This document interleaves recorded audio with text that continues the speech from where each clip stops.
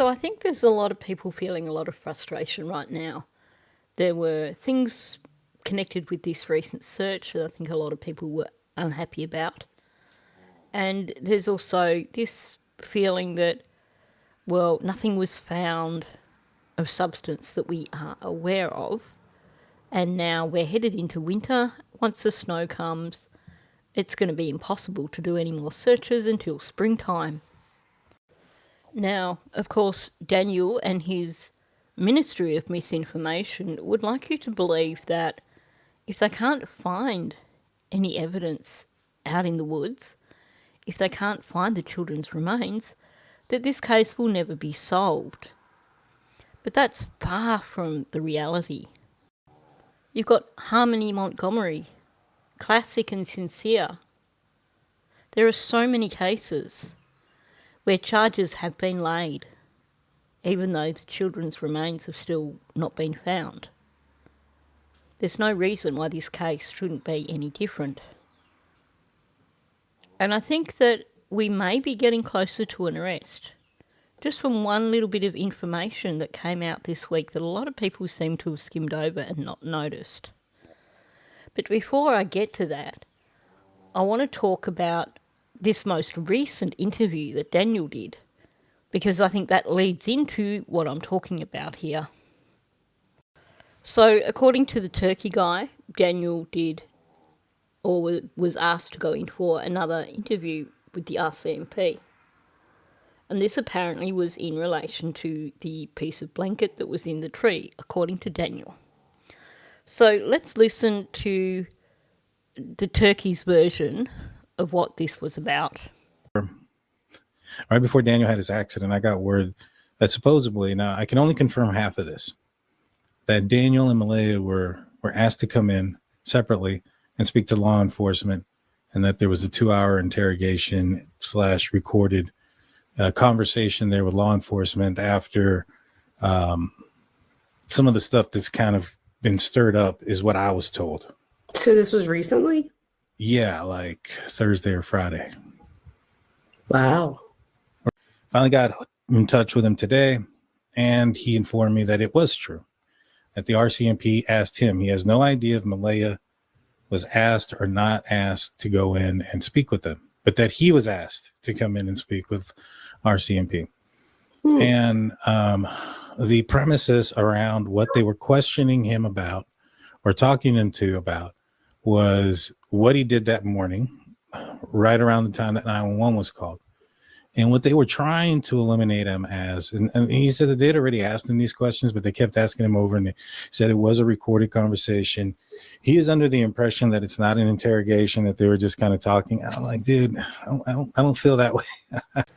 I know this guy is taking a while to get to the point, and I even edited out part of this audio. But I just wanted to point out here too that he makes these comments like it shows that he seems to be aware of how investigations work. And then he turns around and makes other comments that make it sound like he believes that Daniel's innocent and is going to be cleared. I'm like, really? How do you see it that way? I don't understand. I strongly suspect that this is, not necessarily an interrogation where they suspect you, but they're going to, if they're recording your conversation, it's for a reason. All right, that they get him in for an interview to ask him the same questions again. But it's not that they suspect him.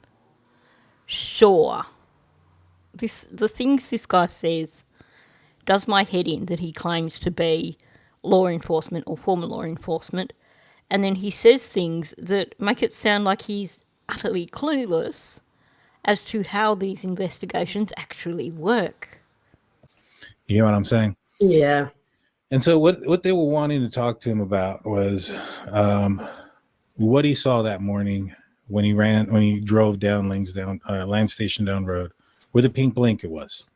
And so he told them what he'd seen, and he said that he drove down there and that he was driving about 15 miles an hour, looking back and forth, trying to figure out where the kids were, turned around and came back. And about that time is when I guess law enforcement had shown up, because he runs out. runs into the woods. Malaya I guess she had to leave the house and get up higher to call 911 because of the service. Oh my gosh, imagine that. Yeah, because the only way they had service in the house, like they could make Wi-Fi calls and things like that, but for whatever reason, you couldn't call 911 through it.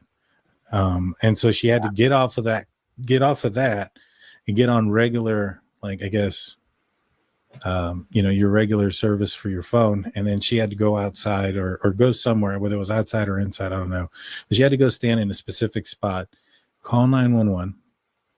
And that during this time, Daniel had kind of ran a little bit around the area, came back, got in the white Pathfinder, and then circled around towards, I guess, the railroad tracks and then up the dirt road, kind of looking around towards, I guess he has a family member's house out in that direction, and then he came back.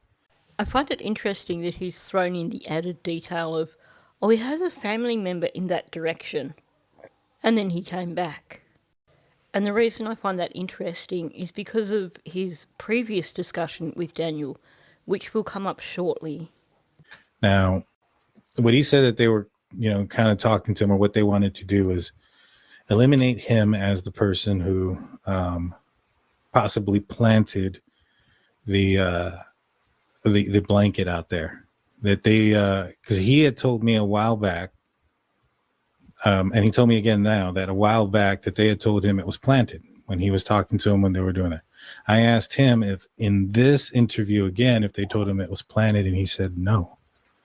Now, he didn't ask, but they were trying to eliminate that as a possibility.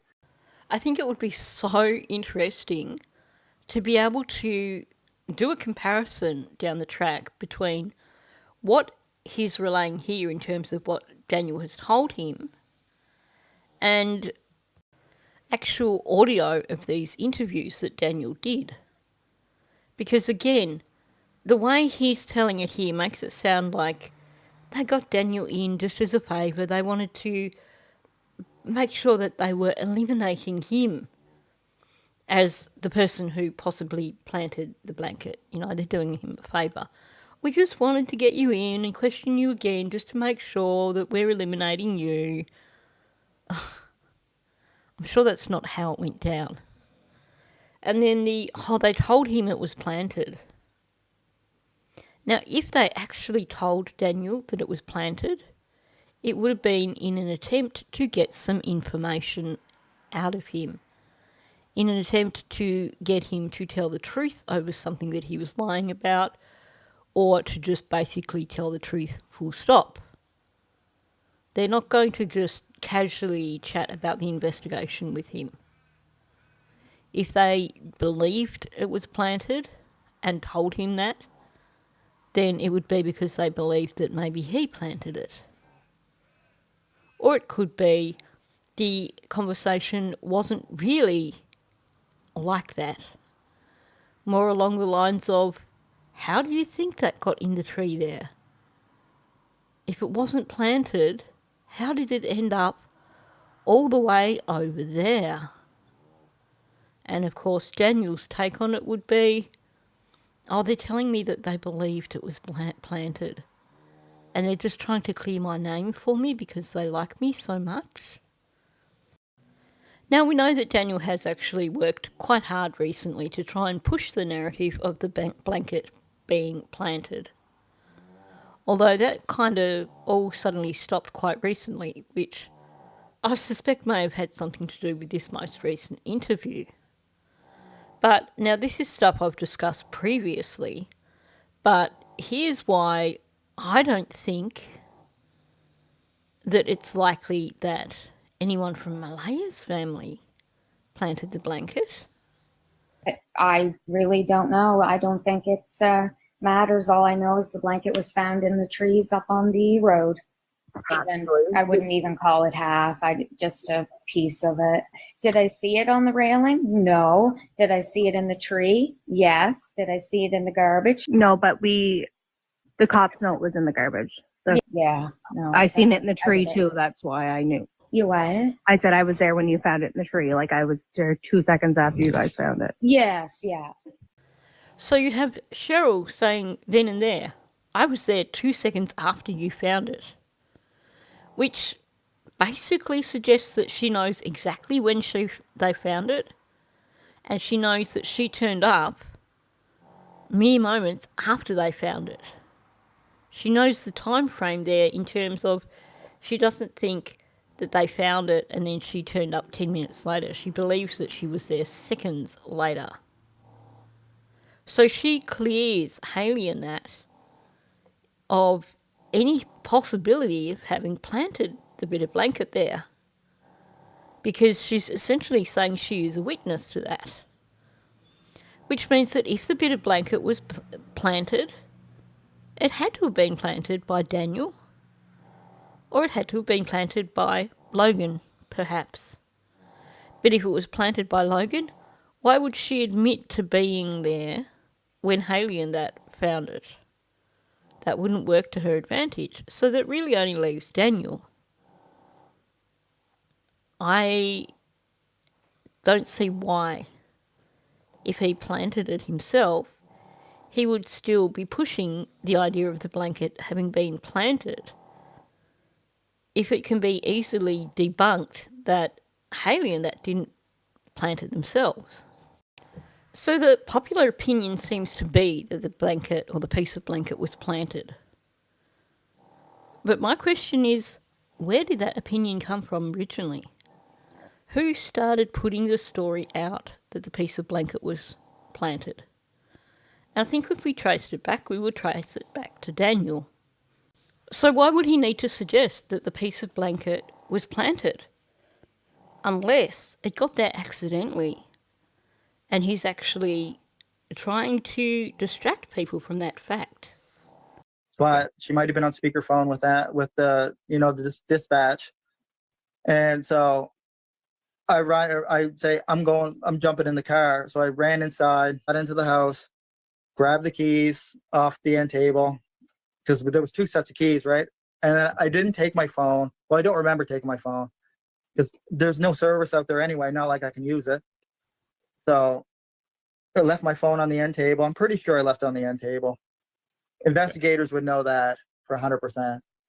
So grab the keys, ran out to the Nissan Pathfinder, and that's when I started to search the dirt roads and the culverts, right? So I went up Lansdowne Road, and I already told investigators this, but that blanket was not there in that tree. Okay, something that is important here. First of all, let's remember when we look at this image that the Google car actually has the camera on its roof. So this is from a slightly higher perspective than someone just driving along the road in a vehicle. But what I wanted to point out to you here is that there is actually quite a drop along the side of the road when you go up Lansdowne Road. Now, it seems to me that if there was something stuck in the trees only 3 foot off the ground, if you're actually driving, then you are basically in the centre of the road.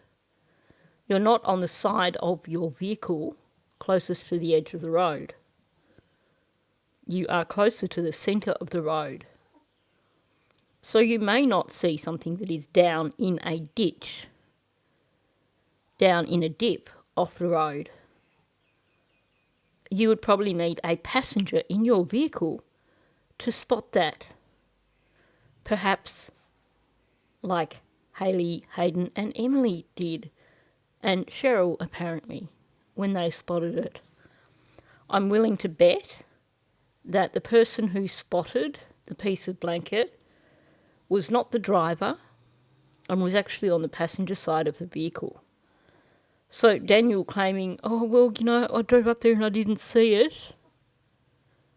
Even if he's telling the truth there, it proves nothing. If that piece of blanket was spotted by a passenger, that would make sense because the passenger would have been closer to the edge of the road and more likely to see down the bank. But the question remains, why is it so important for Daniel to push the narrative that the blanket was planted? Nobody else has felt the need to do that. Only Daniel. Yeah. I'm not sure on the exact time on that either. It would have to be after 4 because the school bus goes up there around 4 o'clock. Gotcha. And Because that school bus, it goes up and it actually goes up and turns at my Uncle Ron's house, which is about 500 feet past where the blanket was found. gotcha. So I've discussed the whole school bus thing in a previous video where basically I emailed the RCMP and checked with them because Daniel was claiming, the school bus, the cameras didn't show that the blanket was there. And their response when I sent them an email asking about that was to basically tell me that the cameras weren't adequate. They couldn't tell from the cameras if the blanket was there or if it was not there. So that didn't give them any sort of information. But what stands out to me here is the mention of the fact that the bus turns around about 500 feet past where the blanket was found, which is his Uncle Ron's house. Well, if that actually is the location that it was found, that kind of places it on the road alongside either Janie's property or Earl's property. But I have a problem with that because according to the documents, the piece of blanket was found exactly 1 kilometre from the house, along the road. Given that Ron's property is over 1 kilometre up Lansdowne Road, then it wouldn't make sense that that's where the piece of blanket was found. I think it would have been further back down Lansdowne Road. But it's interesting here that he refers to it having been found in the vicinity of his Uncle Ron's property. Could this possibly be a little bit of leakage? Yeah. And I know a lot of people might say, oh, well, this is going to your uncle's house. Maybe you planted them. I find it weird. I don't understand why somebody would plant evidence that's leading to the direction of a... I've never actually seen the actual location of the footprint in real life. Yeah. So, I told investigators this, and I've never seen the actual blanket hanging in the tree. I've never seen that. Now, I've said this in a previous video. This is the one time we've seen Daniel almost panic. He actually butts in and talks over this turkey guy. We've never seen him do that in any other instances. And he's doing it when this turkey guy has basically said, well, people are saying that the blanket is basically on the route to your uncle's property and that maybe that means you planted it there. Well, something about the notion of the blanket being en route to his uncle's property seems to have caused him to panic, to butt in and say, well, actually, I've never even seen the bit of blanket in the tree. And I don't even know where the boot was on the pipeline trail. I never went there. It's a really defensive reaction. And it's also not actually answering the question of why essentially the bit of blanket is en route to your uncle's place. It's not answering the question of people think that maybe you planted it because it's on the route to your uncle's place. But why would someone plant it where it would point to a direction where maybe they could have gone? My immediate thought when he did this reaction was that maybe this proves that the blanket actually isn't planted. Maybe this proves that whatever the second vehicle was on that night, and I believe there could have been a second vehicle, maybe the meeting spot was at the bottom of Lansdowne Road, which is why you hear the vehicle sit for a while, and then another vehicle transferred whatever was being taken up Lansdowne Road to a property further up. We know that a lot of Daniel's family seem to have trucks or utes, trucks, call them what you wish. In Australia, we call them the utes. Trucks are like big, heavy, rigid vehicles. So for Australians, just to clarify, we know that his uncles have these trucks. If you're transferring things, it's probably quickest and easiest to put them in the bed of the truck. Is it possible that there was a bit of blanket got caught up in something, and that while someone was driving up that road, it came off the bed of the truck and flew down the hill into the trees? Is that why Daniel is panicking at the suggestion that where the blanket was found points in the direction of his uncle's place? Now, like I said, these are all things I've discussed before. But where I'm going with this? Well, let's go back to Daniel saying that he had to go in for an interview back in October. Close to a month ago now.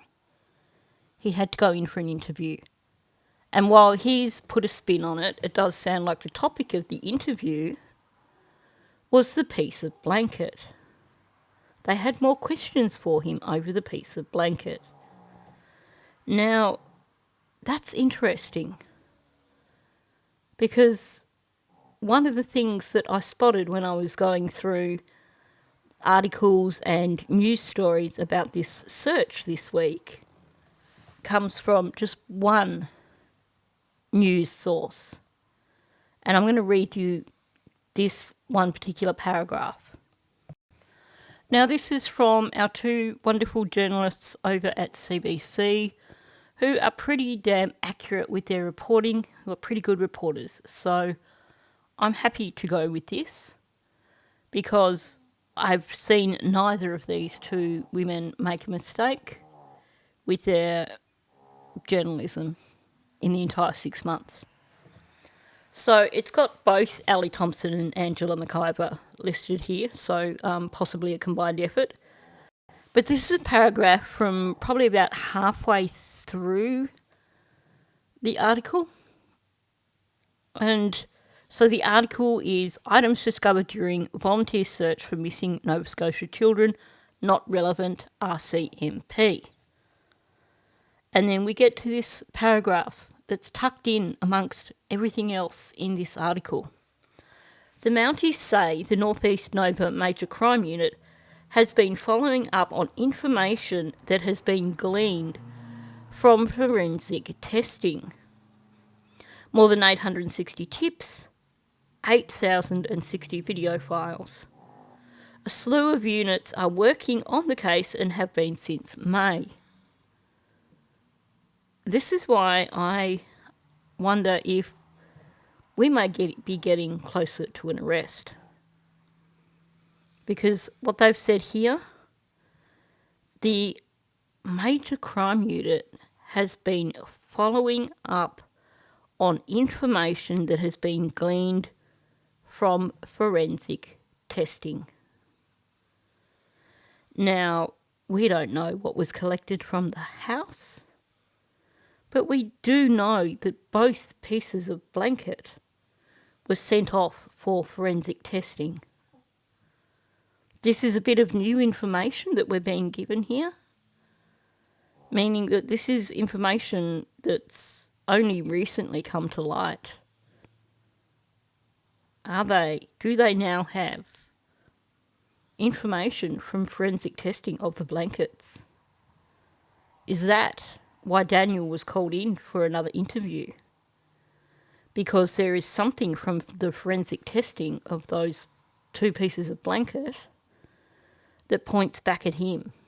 And so the RCMP have called him in for an interview to question him again in relation to his movements at the time the children went missing and his claims that the blanket was planted. Note also it says a slew of units are working on the case and have been since May. That tells you then and there that is a criminal investigation. They may not be calling it that yet, but it is a criminal investigation. You don't have a slew of units who are investigating children who wandered off into the woods. But the big thing here, they have information gleaned from forensic testing. There was something significant that came back from the testing that occurred on something that was sent in. The only thing that we know of is those pieces of blanket. Even if it wasn't those pieces of blanket, what this is telling us here is that forensics are coming back. Not only are forensics coming back, but the information that they're getting from forensics means that their investigation has now got a more solid direction. They have something solid forensically, something that is going to help bring this case to a close. This is actually significant, and yet it's a little bit of information tucked away in a news article that a lot of people may have overlooked. Let's hope that whatever the information is that they have gleaned from this forensic testing does bring things to a close really, really soon. Now, 6 months is kind of your average in terms of earliest time frame that you're looking at for forensics and stuff to start becoming available. So I think we are now moving into a period of time where investigators have more to work with, and where it is quite possible that we could be moving towards a resolution. Let's keep our fingers crossed that that is the case.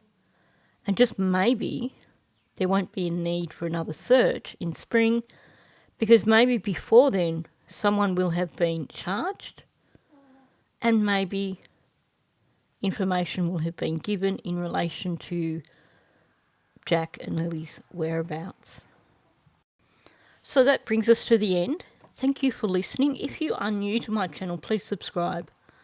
I have a goal of trying to reach 7,000 subscribers by the end of this year. So if you can help me get there, that would be great. Also, please hit the like button. That just gets my videos out there into the algorithm. And please do leave a comment below. I look forward to reading your comments. I know I don't always get a chance to respond, but I definitely read them all, and I appreciate the time that you spend engaging with my channel. So, on that note, thanks for listening, and I'll catch you in the next one. I've been going to